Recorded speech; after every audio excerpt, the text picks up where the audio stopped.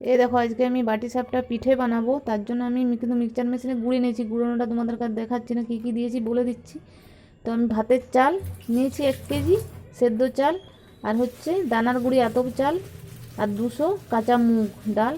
তো সেটাকে ভিজিয়ে রেখে একসাথে আমি বেটে নিয়েছি, আর মৌরি দিয়েছি 50। এ দেখো গুঁড়ো দিয়ে দিচ্ছি, মৌরিও 50 দিয়ে বেটে নিয়েছি। তবে দিয়ে দেবো নুন, দিয়ে একসাথে ভালো করে মেখে নেব।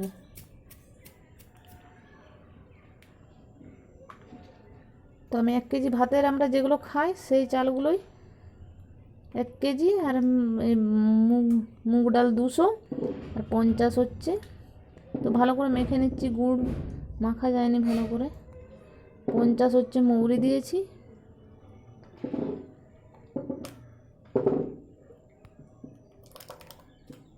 দানার গুঁড়ি আতপ চাল 200, আর মুগের ডাল 200। এই দেখো তাওয়া বসিয়ে দিয়েছি, তাওয়া গরম হয়ে গেছে।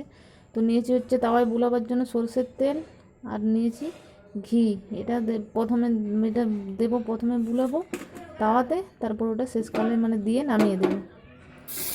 এই দেখো তাওয়াতে বুলিয়ে দিচ্ছি গোটায়, যাতে পিঠেটা ভালো করে উঠে। গোটায় বুলিয়ে দেবো ভালো করে,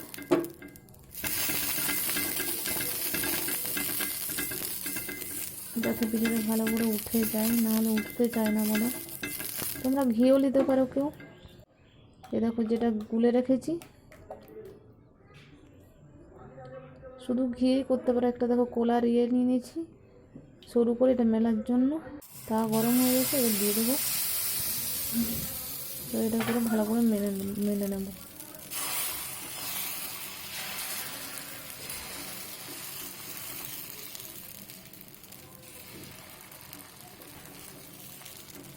ভালো করে মেলে নিয়ে একটা দিয়ে দেবো ঢাকা। আর এই দেখো আমি পুর করে রেখেছি হচ্ছে নারকেল পুর, একসাথে দুটো রেখে দিয়েছি, নারকেল পুর আর হচ্ছে তিল পুর, কম কম বলে একসাথে রেখে দিয়েছি। তো এবার পিঠেটা হয়ে গেছে না দেখবো। পিঠে দেওয়ার জন্য আমি কিন্তু দেখো ঢাকা খুলছি, ওই পুরটা করেছি। পিঠেটা ঠিক হয়ে গেছে, তুলে নেব ভালো করে। প্রথমে তো তার জন্য উঠতে চাইছে না। এই দেখো পুরটা নিচ্ছি, পিঠেটাই দেখো ভালোভাবে উঠেছে, কিন্তু একটু চারিদিকটা ভেঙে ভেঙে গেছে। তো এবার দিয়ে দেবো পুরটা, দিয়ে দেবো এইভাবে দুদিকটাই ইয়ে করে নেবো, মুড়ে নেবো।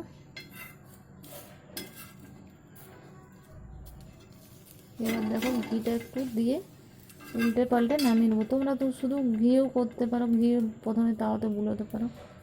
আমি সরষের তেল নিয়েছি, তোমরা শুধু চাইলে ঘিয়েও করতে পারো। কেউ যদি ঘি না পছন্দ করো তেলেও করতে পারো। এটা উল্টে পাল্টে নামিয়ে নিচ্ছি।